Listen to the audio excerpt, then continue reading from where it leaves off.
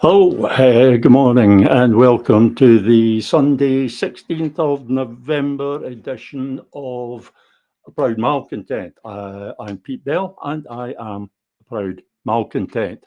And welcome to a bright, sunny Perth today, which you would think would please me. And normally it would, except that when I was setting up the studio, uh, glorify as my studio here. When I was setting it up this morning, it was still dark.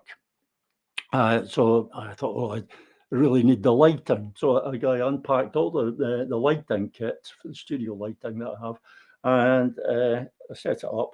And now the sun is shining brightly and the lights are totally redundant. I'm assuming you can see me fine or as well as you would ever want to. As usual, comments are welcome. You can comment on most of the social platforms or on YouTube. So comments are always welcome. Later, we'll be joined by Stephen Duncan for his usual number crunching slot, Confute Corner. And today he's going to be asking opinion polls, who needs them, what use are they? And that's a little bit later. But first of all, as ever, I would take a wee look at something in the news. And I suppose the obvious thing would be the BBC and the trials and tribulations of the corporation at present. They've been caught out on one of their editing faux pas, and only this time they've engaged with Donald Trump, and he's an American, of course, and he's notoriously litigious. And he's now threatening to sue the BBC for billions of pounds. Where the BBC is going to get these billions from, I have no idea. But that's the threat. Again, this is a story, and this is only a brief comment that I'm going to make on this. It's just one of these stories that has an entirely different slant in Scotland, an entirely different perspective, because where all the commentary online from everywhere else in the world is about how the BBC is buckling under threats from Donald Trump, now giving in to the far right. Apologising to them for, well, right, they did something wrong. They've admitted they did something wrong. In here in Scotland, the commentary is about, well, what's new? We've been getting this for years here in Scotland. It's a constant thing. It's an everyday thing for us here in Scotland. The BBC misrepresenting Scotland both to ourselves and to the world. The BBC lying about Scotland. It's an everyday occurrence here. So it's a totally different perspective, and it just highlights why we need our own media. We definitely need control of our media. We need a Scottish eye on things. We need to be shown ourselves as we are. And we need to be able to show the world as we actually are. And the BBC in Scotland is not doing that. It absolutely is not. And it quite possibly never has. It certainly hasn't done for many years. And the 2014 referendum, all we can say about that is that it brought out the worst in the BBC, the number of stories that they distorted then and the manner in which they distorted them. And we never got an apology. Trump gets an immediate apology. We got nothing. And it still continues day in and day out. So it's a different story in Scotland. We see it differently. However, that's not the main thing that I wanted to talk about today.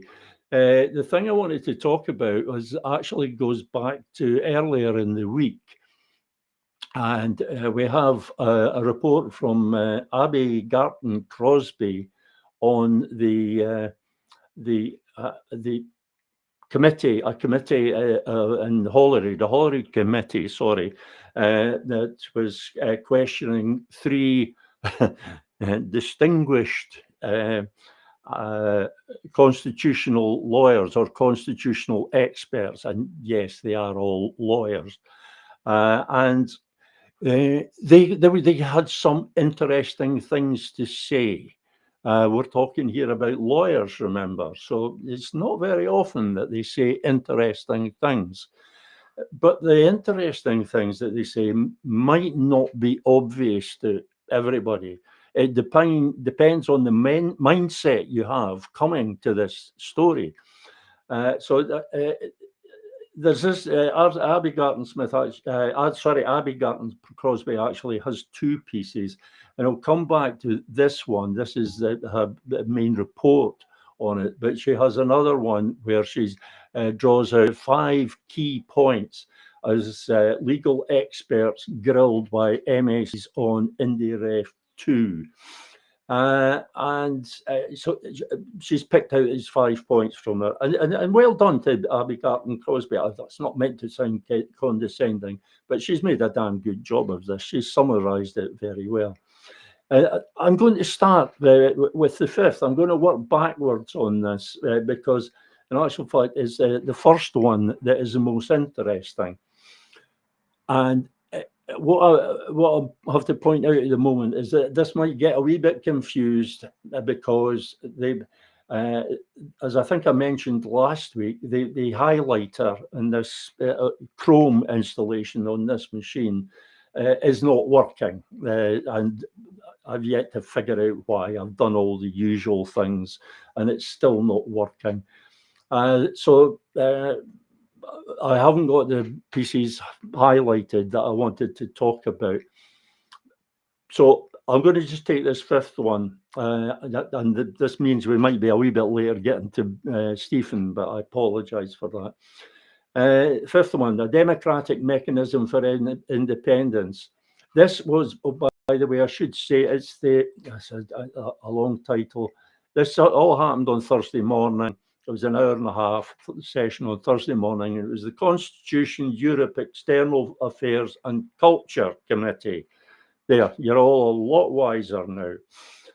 So point number 4, Scottish Greens MSP Patrick Harvey asked the experts about how the people of Scotland could assert their right to make a decision on a matter of importance that the political process is failing to engage with.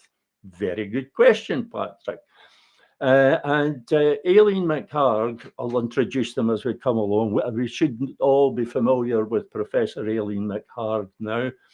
And she said that what Harvey suggested was not out with the competence of the Scottish Parliament, but it is out with Holyrood's powers to legislate for an independence referendum, as the Supreme Court previously ruled. She added, if you're talking about creating some other kind of direct democracy mechanism, that would also be subject to the competence limits on the Scottish Parliament.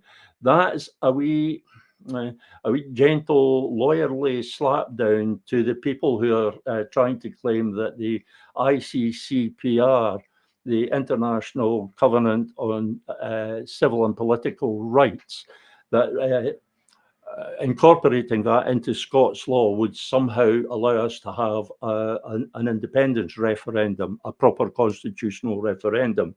And she is pointing out that it would not, because it does not change the Scotland Act, and it does not change the fact that the Constitution is reserved. So that is just a wee slap down there. But she also adds, and I will say this, it's Aileen McHarg. I've been quite critical of in the past, but she's the one who's saying most of the interesting things here, at least from my perspective.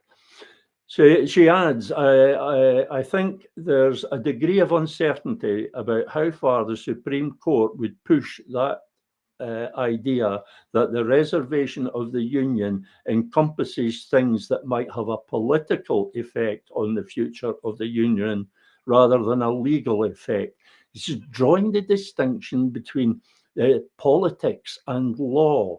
And normally, the lawyers will give you the legal perspective. They come at it from a purely legalistic perspective. And you'll remember when I was talking last week about the IFS Autumn Convention, and you remember that I mentioned that Aileen McHarg had said that. Now I've forgotten what it was that she said. I've forgotten the point that I was going to make. I'm sorry. But she was making this distinction that there are things that might be legally not possible, but they're politically possible. And I would say she came at it because she came at it from this legalistic aspect. She came to a certain conclusion because she was leaving the politics out of it. And I pointed out that once you add the politics in, you come to a totally different conclusion. Things are possible when you put the politics into it that are not possible or are highly unlikely or improbable if you look at it just from a legal perspective. So this is her here very much emphasizing that point, that you have to make this distinction between the legal and the political, and that the political can make things possible that the legal says you can't. It can't be done. So that's at one point. 4, a package to put to voters. This was Professor Tierney. I said I would introduce the lawyers, but this is Stephen Tierney, that's correct, Professor of Constitutional Theory at the University of Edinburgh. And Professor Tierney said that, in his view, a referendum was absolutely fundamental. Yes, that's one of the points that I had highlighted, and I totally agree with Professor Tierney on that. There must be a referendum, but I would add that it's very important how that referendum is structured. It's very important what kind of referendum it is. It's not just important that there be a referendum, it's important that it be the right kind of referendum in order that it can give a conclusive outcome. More on that another time. And he mentions that the idea of having a package to take to the people about how Scotland would look afterwards can be very important. Now, I'm agreeing with him here, but he seems, which will seem odd to some people, because he seems to be talking about a vision. Well, perhaps he is. Perhaps he is. And you know how dismissive I am of the whole vision aspect of this. But there's another way of thinking about that package. And it's what I'm saying is that we must have, and that is a referendum on a specific proposal passed as an act of the Scottish Parliament, and then a confirmatory referendum on the specific proposal, which includes things like the legislation to enable the constitutional referendum, the confirmatory constitutional referendum, and also a draft constitution. That is about all the vision that we need.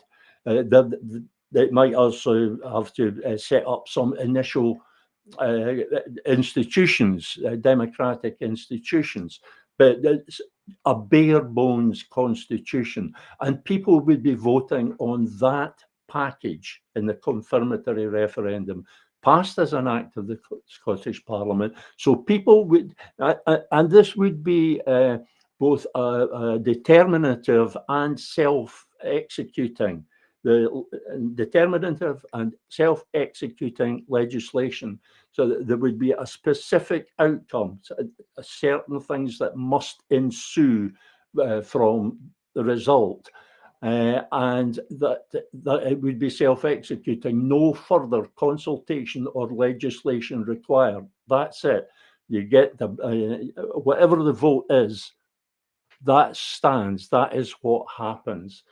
And people know exactly what they're voting for, something that we did not have in 2014.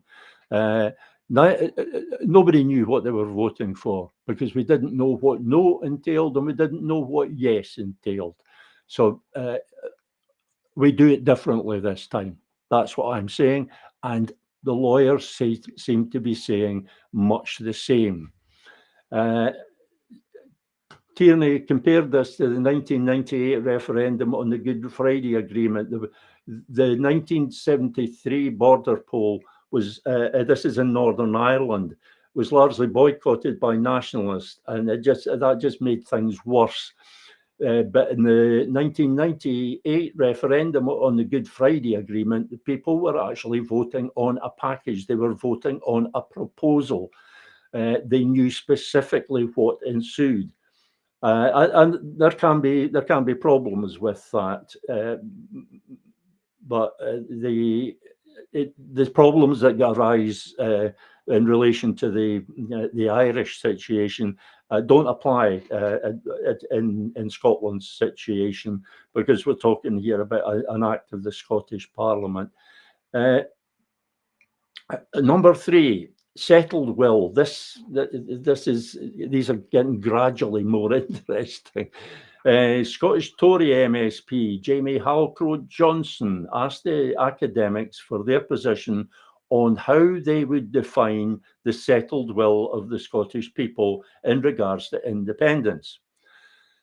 Professor McHarg, please, explained that there was not a precise definition, but pointed to the 1997 referendum on devolution as an example of an issue being settled before voters were polled. She pointed to a high opinion polling, cross-party support, and the impact of the Scottish Constitutional Convention.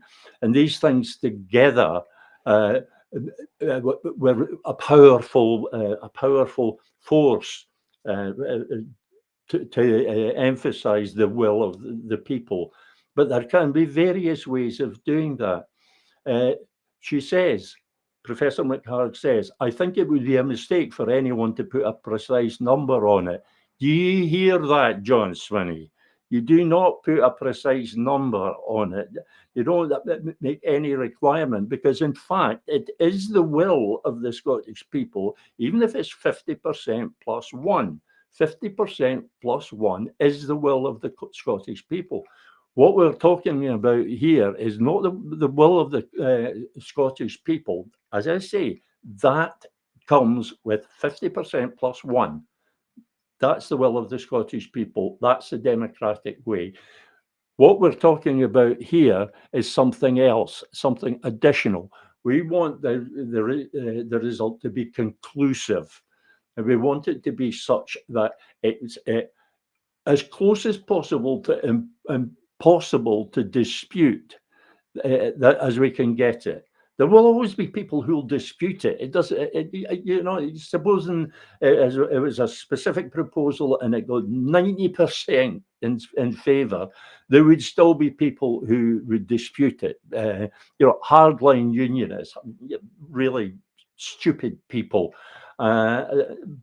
We can't avoid that. There are idiots out there, but we have to make it as difficult as possible to dispute. We have to make it as conclusive as possible. Professor Tompkins agreed that there isn't a clear answer on defining the settled will, but argued that the current constitutional setup, listen to this, the current constitutional setup is advantageous because of its fluidity. But that comes with the downside of a substantial dose of vagueness. He explained, Listen carefully. He explained that international evidence sets out that the clearer you are in your constitutional arrangements about laws relating to secession, the harder secession is. You hear that? We don't want we don't want that clarity. We don't want clarity on this issue. If so long as there's vagueness, you can take advantage of that vagueness. You can use the vagueness to your advantage, because if it's vague, you can interpret it and you can act as if it is as you wish it to be. So long as it's vague, so long as these questions aren't answered. So you recall Nicola Sturgeon, when she referred the draft referendums bill to the Supreme Court, saying it was all about getting legal certainty, that she wanted legal certainty. Do you recall her ever explaining why she wanted this legal certainty? What was the value of this legal certainty? I certainly don't recall her ever explaining it. She simply used the term legal certainty as if that was something that was inherently good and good beyond the question. But not so. As we're finding out, the vagueness can be useful. I believe Alex Salmond, I should have looked for his quote on this. I believe Alex Salmond said something similar, that sometimes it can be useful for things to be vague, for things to be undefined, because then you can interpret them in a number of ways, and you pick the way that suits you best, and you act on that. You act as if things are as you would wish them to be. What Nicola Sturgeon did was she got the legal certainty that she wanted. What the hell good did it do us? The legal certainty of the Supreme Court decision. What benefit was derived from that? Prior to the Supreme Court decision, Nicola Sturgeon could have put that bill through Parliament. She could have made it an act of Parliament. She had that ability. She had the parliamentary arithmetic was in her favour. She could have done that. She could have made it an act of the Parliament. Yes, it would then have been stopped. It would have been stopped in some other way. We know that the Union gives the British state the power to overrule the Scottish Parliament. So it would have been stopped, but they would have been stopping an act of the Scottish Parliament, not simply a draft bill. So what did she gain? Before the referral, she could make it an act of the Scottish Parliament. After the referral, she couldn't. She stripped herself of what many would regard as a useful power. It was just an act of political stupidity. And the term legal certainty is one of these glittering generalities. It sounds very impressive, and you would tend to say, if you're not deeply into thinking about things, you would tend to say, yes, legal certainty, yes, that's what we need. That's a great thing. But if you think about it, why? Why do we want legal certainty? Because it's just as certain if it's against us as if it's for us. Whereas if it's uncertain, it can be either of these things. Let's go back to our experts. This is Adam Tompkins still. And he says, I know not everybody in the room wants to see an independent Scotland, which may seem odd to a lot of us. But those who do want to see an independent Scotland should, in my opinion, be careful about pushing too hard against the vagueness. See what he's saying there? He's confirming what I've just been talking about, that the vagueness can give you an advantage. It almost inevitably gives you an advantage, because being vague, it incorporates the interpretation that suits you. So be careful about pushing too hard against the vagueness. Number two, we're going to skip this because this was Keith Brown asking about their views on the claim that the 2014 independence referendum was a once-in-a-generation event. We know that that was total bollocks from the outset. We've always known it was total bollocks, and the legal experts pretty much confirmed that, but in more lawyerly language. And it's interesting. It's Adam Tompkins. He's a former Tory MSP, of course. But this is him talking with his lawyer's head on, not his politician's head. And as he points out, it's obviously self-evidently not the case that in the United Kingdom, once you've had a referendum on an issue, you can't have another referendum on the same issue. Of course you can. It's a nonsense to suggest otherwise. Right, to number one on the list, and we must move on because Stephen will be waiting. Keith Brown, Deputy Leader, probed the academics on how crucial the people of Scotland's role is in calling for a second referendum. Professor McHarg said that if it became impossible to deny that the people of Scotland want to leave the UK, then there will be a second referendum. She suggested that this would be different than the 2014 referendum, which she said was very much a process of opinion forming for various reasons. She explained, I think we will get to the situation where a second referendum, or we might get to the situation where we get to a second referendum as a confirmatory referendum. Listen to what the professor says, a confirmatory referendum. As the 1997 devolution referendum was a confirmatory referendum of an already established and clearly evidenced will for the people of Scotland to have their own parliament. I do absolutely think that that is where the energies of the independence campaigners should be directed. They are, in my view, wasting their time looking for a kind of legal route to independence. That, a confirmatory referendum, is what is required. Right. This is where I get to say, tell you, because this is very much confirming what I've been saying for the past 6 years, that we demonstrate the will of the Scottish people, first of all, by asking them to demonstrate it in a way that they are most likely to go along with. It's most likely to give us a positive result, and that is by giving them the opportunity to vote on the Scottish Parliament taking unto itself powers over the Constitution. We could use the 2026 election to do that. And that is a demonstration of the public will.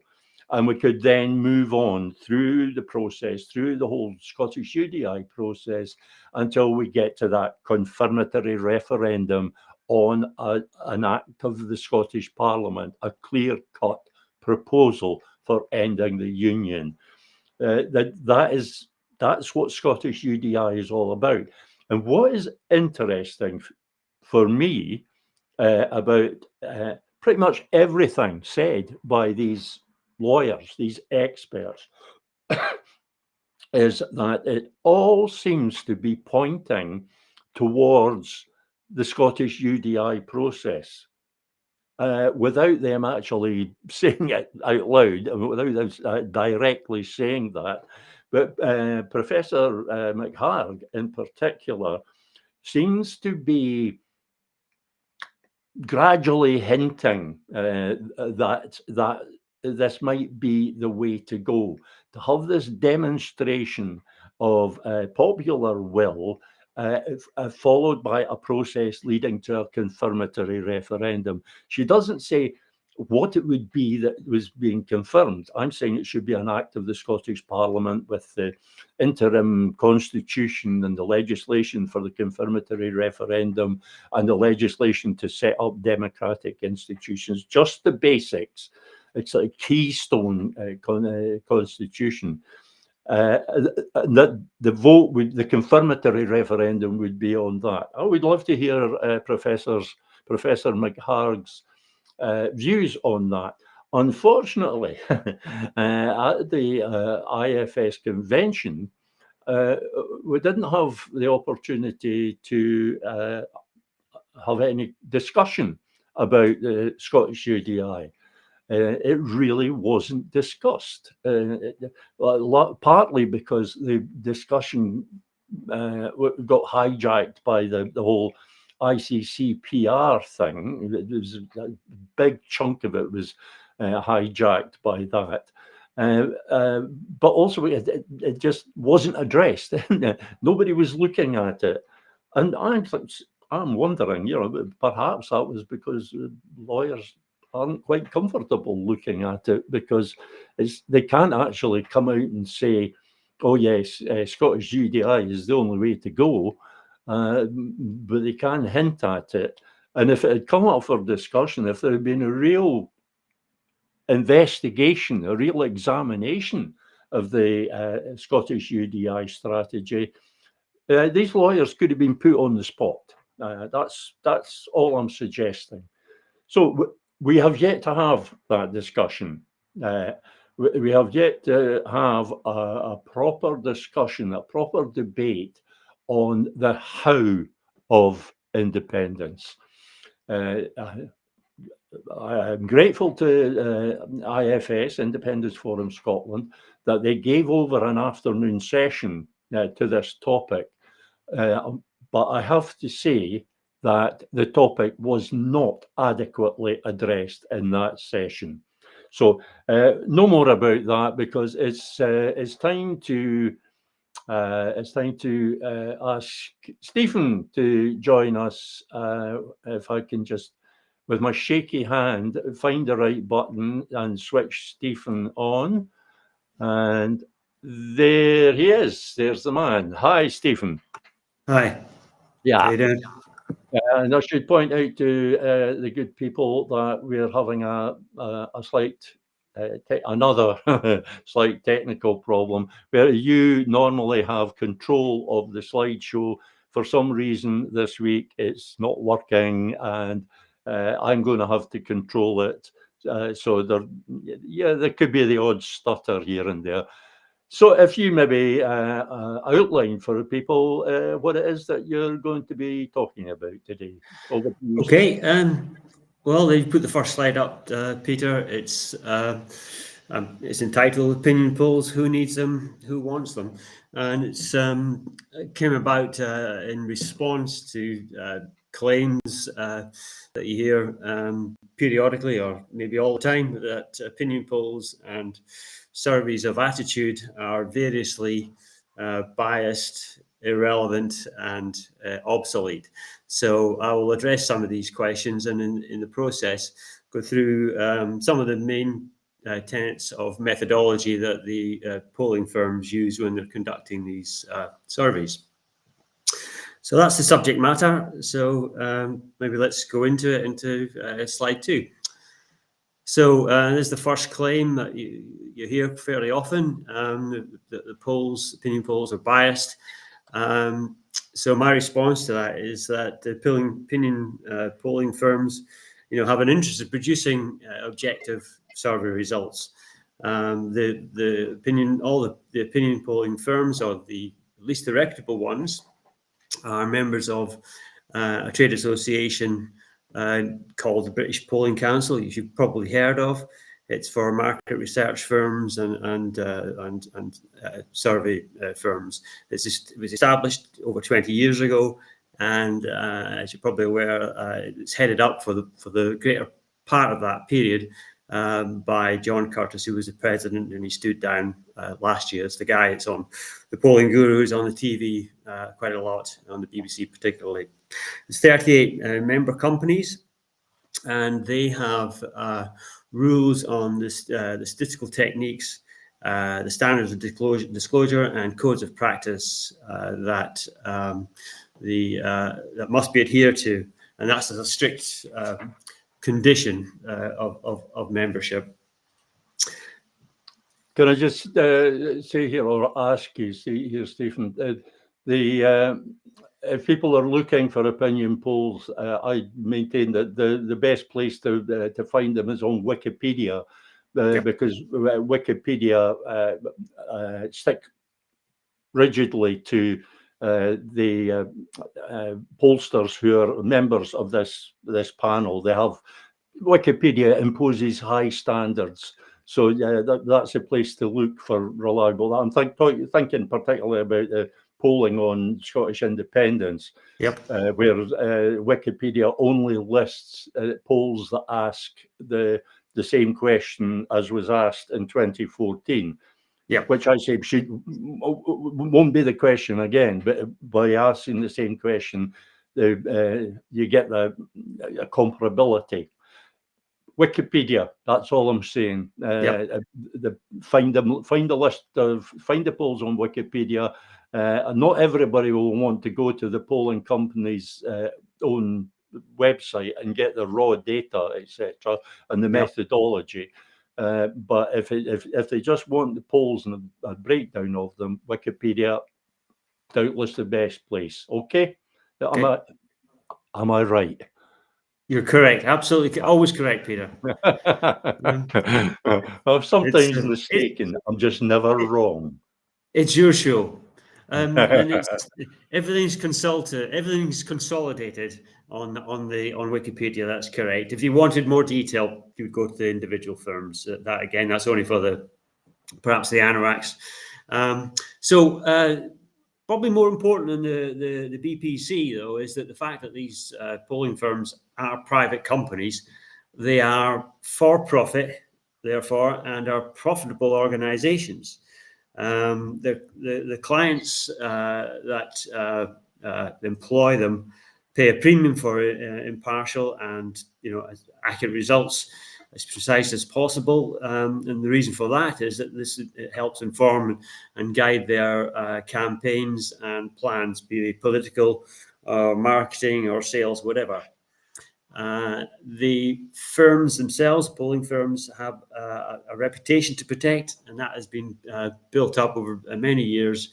And if that trust in these firms is output is destroyed or damaged in some fashion, then their business will be severely affected adversely as well. So it's in their interest to produce good, objective estimates for their clients. I would say that where there is bias in opinion polls, it's really only on these, what I call these flash polls that are done, instantly on social media in places like X or Facebook, and also on niche television channels. And the reason why they're biased is they're what is known as opt-in polls, where people who are watching that particular television or following that blogger or commentator on social media, they self-select into these. They're known as, in the business, as self-selected listener opinion polls, or SLOP. You can look it up on Wikipedia as well. That's not my an acronym. That's what they're formally referred to. So they're because they've got a particular audience following a blogger or a television channel. The sample is therefore from a specific segment, not a random cross section of the population, and consequently you get skewed results. In fact, you generally get predetermined outcomes, self-fulfilling prophecies, as it were, which can be used for propaganda purposes. That said, these findings, so-called findings, are very easy to refute and to dismiss. So, any questions on that, Peter, before we move on? No, it's interesting what you say about these online polls, etc. I just don't take them seriously. They can be fun. That's all they are. They're a bit of fun. But there's it tends to be people who have this must be true of all opinion polls. The people who participate in these polls tend to be people who take an interest in whatever the topic is. Like if they're doing market research for a firm that sells cars, for example, they're going to be asking. They're not going to be asking lots of pedestrians. You know, people who don't Yeah. drive, who've never owned, people like myself, who've never driven a car, never owned a car. So to a certain extent, that there's a sort of there's a kind of self-selection working all the time, is there not? Well, in these polls there are, because it's a particular, it draws an interest from a particular cohort of the population, rather than just people who are randomly selected. So you're not Yeah, seeing the but whole. do they not all do that to some extent? I mean, the only people who are going to respond to the questions about independence, for example, who are going to be people who have an interest in the constitutional issue, or do their panels take that into account? Well, yeah, the panels do take that into account. They select people at random onto that panel, and Yeah. then they sub-select from that panel randomly as well. But if you're a particular blog, let's say it's a Peter Bell blog, you're only going to get independent supporters reading your blog. So Yeah. that's a biased panel, but that's not the same as somebody. If you stop people in the street and ask them questions, you don't know who you're getting.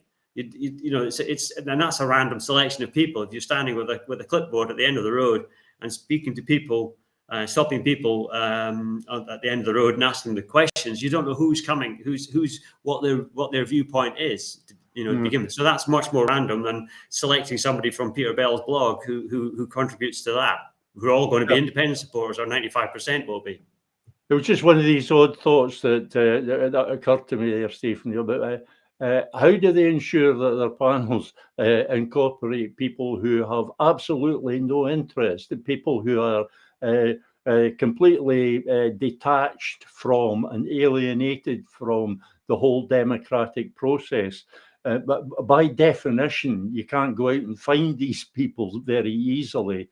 And I'm just wondering if how well a random selection draws these people in. But like I say, that is probably not a huge issue. It's just one of these odd thoughts that occurs to me. So we maybe better leave that and get back to the proper stuff. Okay. Maybe we can move on to the next slide then, Peter. Right, there we go.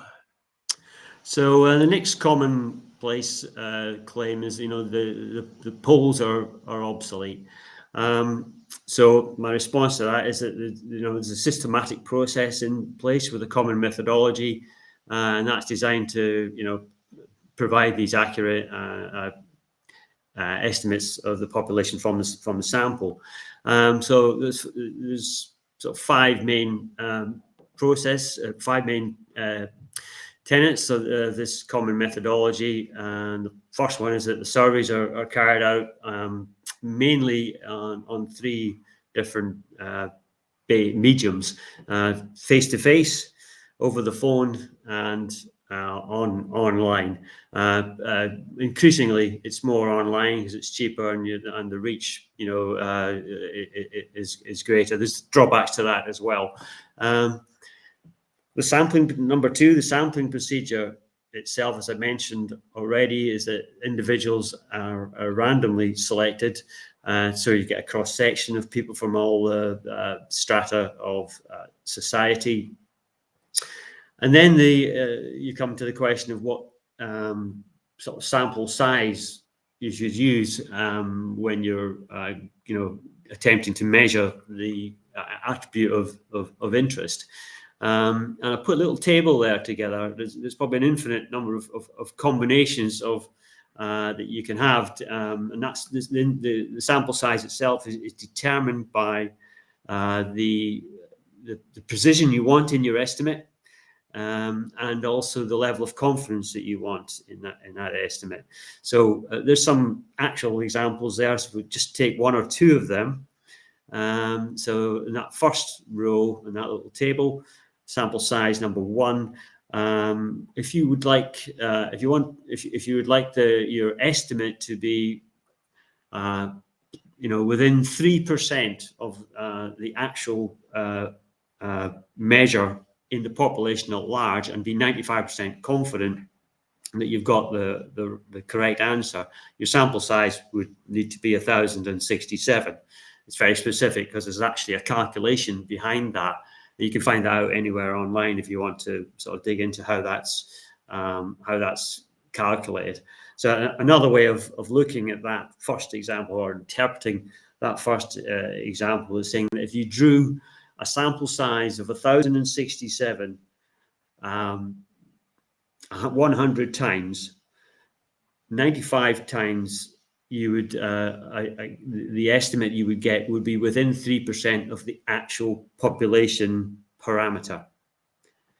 Now, just run through the next couple more, and then we'll stop because of time. The second example, if you want to be a little bit more precise in your estimate, so for example, if you were polling on what the proportion of people were that voted yes, and you came out with an answer of 50%, you would, if you drew a sample of 2,400, you would be expect 95 times out of 100 that that answer would be within 2%. It would be 49% to 51% would be what you expected you would expect the answer to be.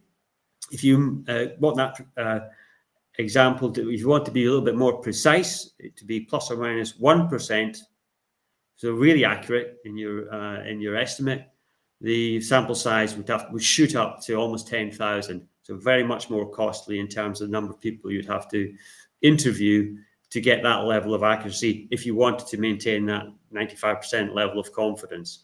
Now, I won't run through all the other examples there, but you can basically hold any one of these three parts of this equation sort of stable, and you can determine what the other two parts would be. But that's roughly how the three things that are taken into account in order to come up with your sample size. What's interesting about this for me, this is all new to me. This all what you're saying there about how about sample size, etc. What I find interesting about it is it emphasises the point that this is a science. It's a scientific process, and there are all manner. The methodology is designed to ensure that the polls work. And people who are dismissive of them simply don't know how much goes into ensuring that they do work. So I just like to emphasize that point. Polls do work. And besides which, on most matters, they're the best information we have. So just shut up and take them for what they are. Just to just ram home that point there, it's all based on probability theory, and if people want to look at the specifics of that, then I would suggest to go and look up on the internet, and specifically with regard to binomial distributions, if they want to get a greater understanding of how these different how the whole sampling process operates. The structure of the sample. Moving on to point number 3. What that's referring to there is the different demographic characteristics and recollection variables that we discussed, I think, 2 weeks ago. How the sample needs to reflect what these proportions are in the population, and they do that by means of weighting by these particular factors to ensure that the sample has the same proportions as the population according to these characteristics. Number 4. Well, before you go on to number 4 there, see, we've a comment from Stuart Wilson who says that don't take that as a definite that only people that are interested in independence for independence sake would be interested in Peter's, I presume he means this podcast. I don't know about that. Sure, why else would that? I'm pretty certain people aren't tuning into this just to see my face on their monitors. So I'm not sure why anybody else. Maybe on a Sunday, it's people who are interested, have an interest in polls and polling, and they're actually tuning in for Stephen and his lovely face.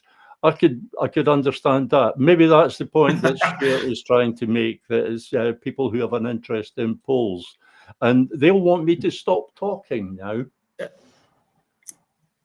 Okay, so just quickly, the number 4, they all have exclusions. Generally, it's the one that it's the obvious one, which the people who are not of voting age wouldn't be included. And then there's filters as well. More often than not, that's the turnout filter. Only include those people that are like to vote. Now, I would say that's what I've just gone through there is really a sort of a broad methodology. Within that, the pollster's specific criteria can vary. They just have to adhere to the same sort of the same broad methodology, and that must be published and is published alongside the individual surveys that are carried out by the polling firms. They must publish these, and they do so on their websites.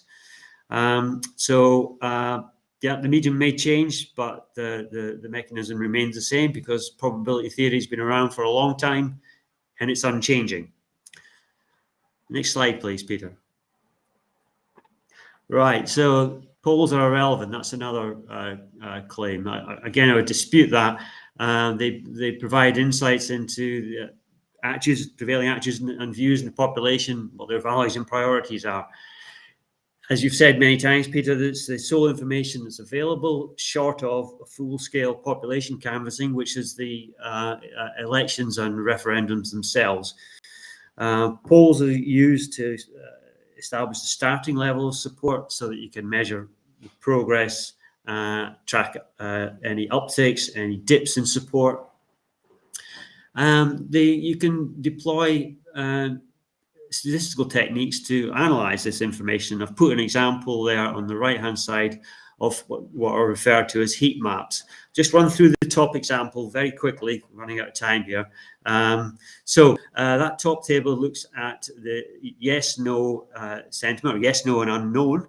And on the right hand side of that top table, there's a percentage there. 49.76% are in favor of yes, and 43.93% are in favour of no. 6.3% don't know what they feel on the matter or won't say. So if you look at the cells I've highlighted in green for the 16 to 34-year-old age bracket, 67.4% of these people are in favour of independence, according to this poll, which is from Norstat in September. And you can see there's alongside that is an index of 1.36%. What that means is that this particular cell, this particular age group, are 36% more likely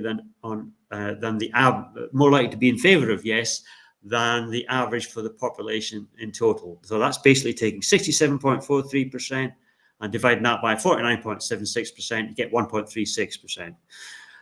The 35 to 54-year-old age groups, it's roughly 50-50. It's roughly the same. Those people in favour of yes are roughly the same as the overall. So it's 50.76%, plays 49.76%, an index of 1.02. That's amber. And then the red cells are those 55-year-olds and older who are, in favour of no, significantly in favour of no. So it's a sort of a traffic light system. You can sort of identify your sweet and sour spots, look at the opportunities and threats. And the reason what you can use that for ultimately is to tailor your messaging, try different approaches to increase support in these particular segments of the population, try alternative mediums, whether you use leaflets, flyers, TV adverts, etc. And importantly, you need to learn from these. These are basically statistical experiments, and you can adapt your messaging and repeat if you think it's worthwhile or successful. So, this is an opportunity to emphasise the point that the most useful thing, from my perspective, about polls is that they can indicate trends, which is why you need the comparability.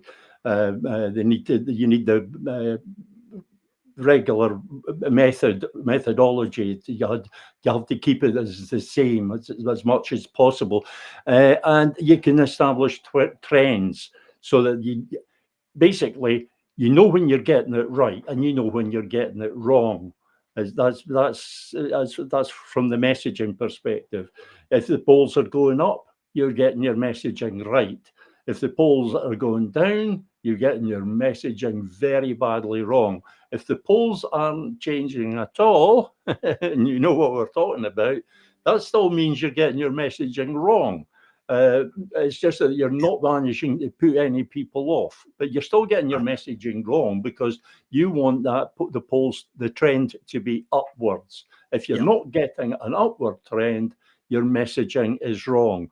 Again, are you listening, John Swinney? Don't worry too much about the time, Stephen. I don't think anybody's bothered if we run a minute or two over. Okay, so the one thing I would say just at the bottom of that slide to emphasize is that the sample surveys and opinion polls are only of no value if there is no plan for restoring Scotland's independent statehood.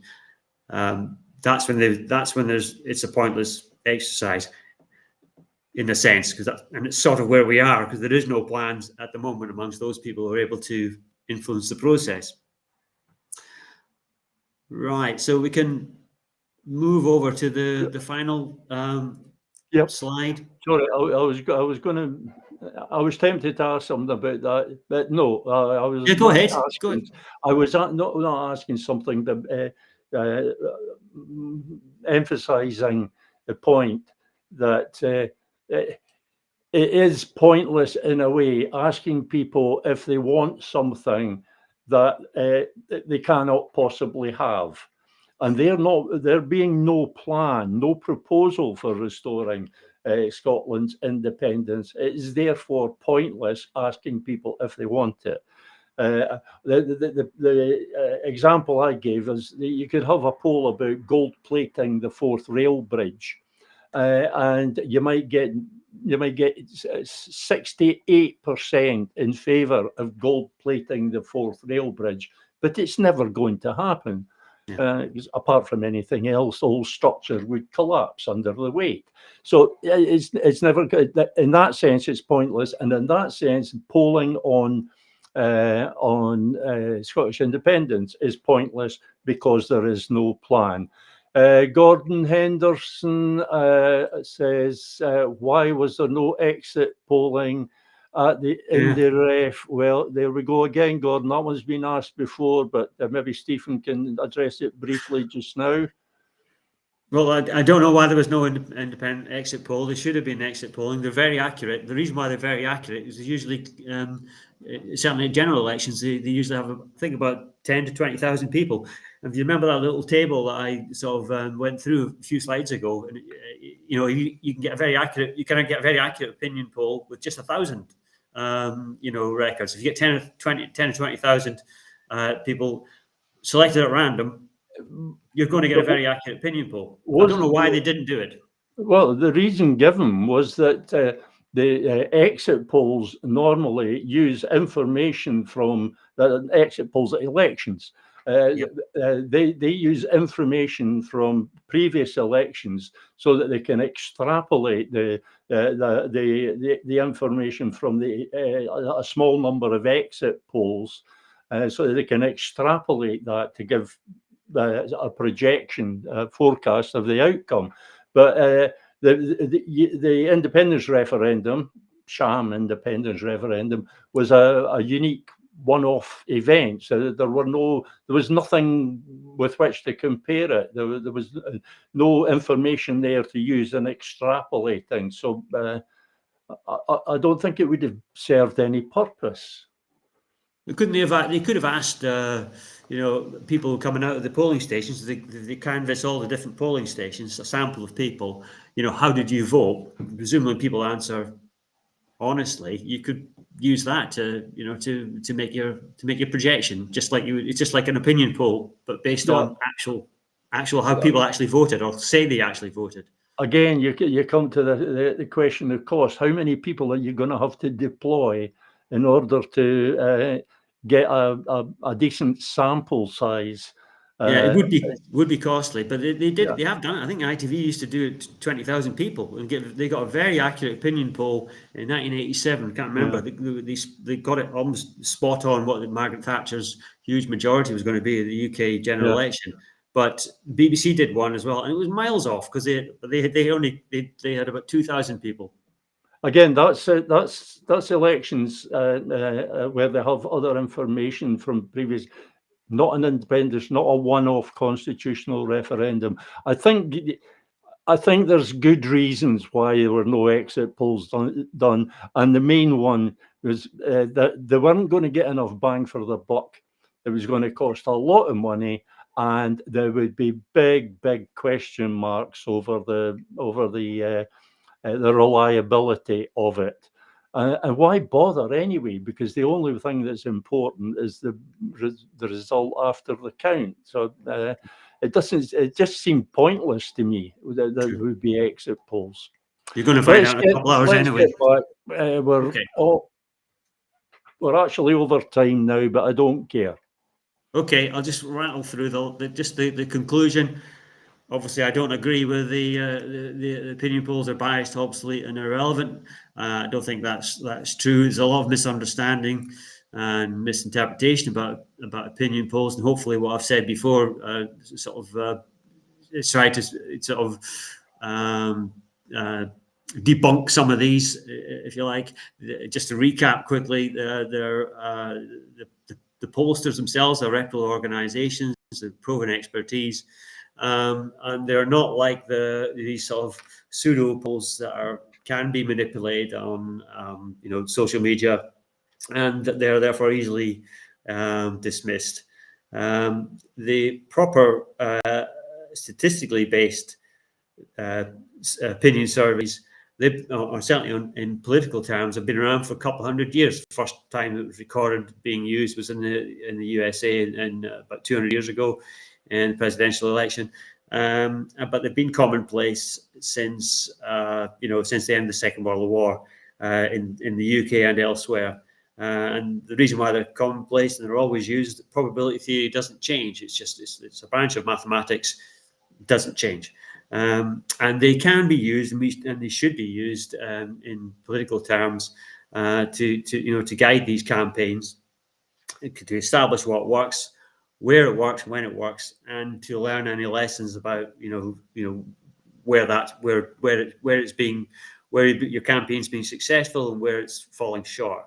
You target the audience with nuanced messaging and adapt that messaging as you see fit, and you can monitor that effectiveness and track the progress.